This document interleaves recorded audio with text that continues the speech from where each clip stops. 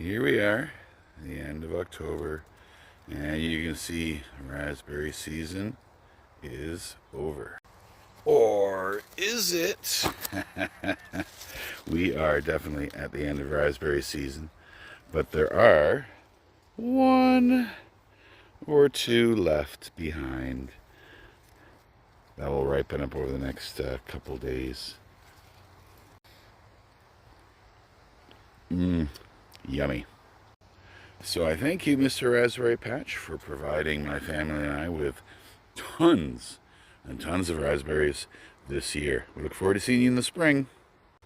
Okay, now today we're going to do something that I very rarely do. We are going to be transplanting these flowers here. What are they called? Lungwort. What a weird name, Lungwort. It doesn't sound very appealing. Now, it is a perennial. It is not a native perennial. It is native to parts of Europe and Asia, but it's a wonderful flower. In the spring, it is one of the first bloomers. These plants are blooming before a lot of the tulips and daffodils come out of the ground. So I was excited to get my hands on a small patch last year. You know, as I mentioned, most of my spring flower moving around and digging up and splitting usually happens in the spring. But these flowers, these plants flower in the earliest part of spring.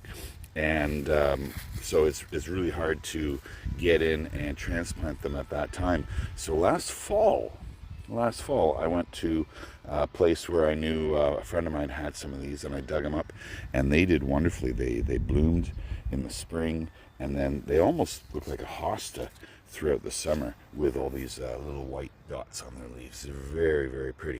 So in a previous video, you guys saw me expanding my pathway around my raspberries to my Anco.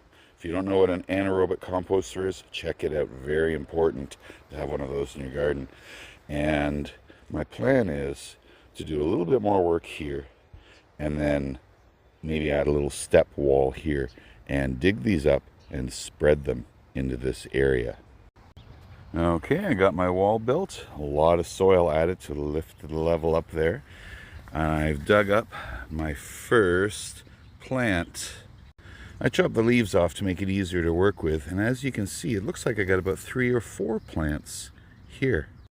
After banging the dirt off them, I was able to separate it into 3 little chunks that I'm now going to transplant.